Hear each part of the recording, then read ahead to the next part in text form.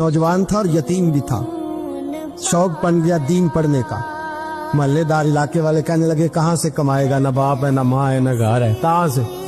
हजरत रूमी कहते हैं नौजवान ने जंगल में झोंपड़ी लगा ली। वहां वो सुबह मदरसे जाता, शाम को जंगल में रहता, वहां अल्लाह अल्लाह करता, सबक याद करता। एक दिन बादशाह की बेटी रास्ता भूल गई, जंगल में आई सहेलियों के साथ, बॉडीगार्ड भी साथ थे पर रास्ता भूल गई। खोती खोती शाम हो गई, ऐसी खोई कि जब रात गहरी हो गई तो आके उस नौजवान के पास रुकी और चिल्लाने लगी। शेर के दहाड़ने की आवाज आती है, भेड़िए के बोलने की आवाज आती है। नौजवान अकेला, सहेलियां बिछड़ गई, गार्ड बिछड़ गए। कहने लगी मैं परेशान हूँ, मुझे जगह मिल जाएगी। नौजवान कहता मैंने शहजादी देखी और मुझे भी पता था कि घर एक ही है और आग को अंदर से दरवाजा भी बंद करना पड़ता है, जंगल जानवर भी आ जाते। कहते मेरी छोटी सी कुटिया में झोंपड़ी में वो आई, रो के कहने लगी सहारा कोई नहीं, अगर मैं पीछे निकलूंगी तो भेड़िए खा जाएगा। कहते मैंने उसे जगह दे दी। अकेली औरत, चिराग जल रहा है, सबक याद कर रहा हूँ। मेरे नबी पाक ने फरमाया जहाँ मर्द औरत अकेले हो तीसरा शैतान होता है। और शहजादी, वो बच्चा कहता है सबक याद करता रहा सारी रात। वो बच्ची को कहा सो जा, पर वो कहती है नींद मुझे भी कहाँ आई।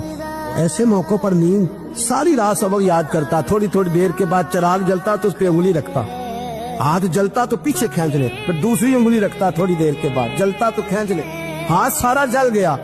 सुबह किरणें चमकी तो कहने लगा चल निकल जा, दौड़ जा, बस बड़ा सब्र का इम्तिहान हो गया, चली जा। शहजादी बाहर निकली, सिपाही ढूंढ रहे थे। बादशाह खुद जंगल में निकला हुआ था, मेरी बेटी मिल गई। बादशाह तन्हाई में जाके कहने लगा बेटा मैं दुनिया को बताऊंगा कि मेरी बेटी खोई नहीं थी, सिपाही साथ ही थे।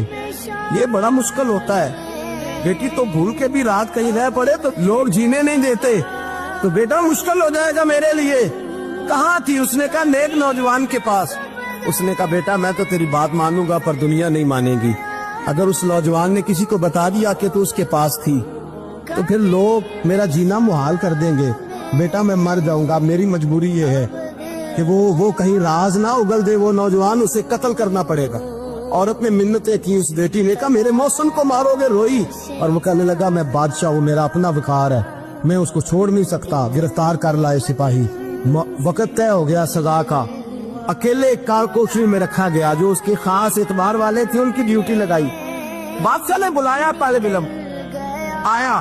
औरत कहने लगी, बेटी कहने लगी एक दफा तो बुलाओ ना, एक सवाल बस पर्दे में रह के पूछना है और फिर जो आपका जी चाहे, मेरे मौसम को मारना तो है तो मर्जी आपकी। सामने खड़ा किया, नौजवान पर्दे के पीछे, औरत खड़ी हो गई।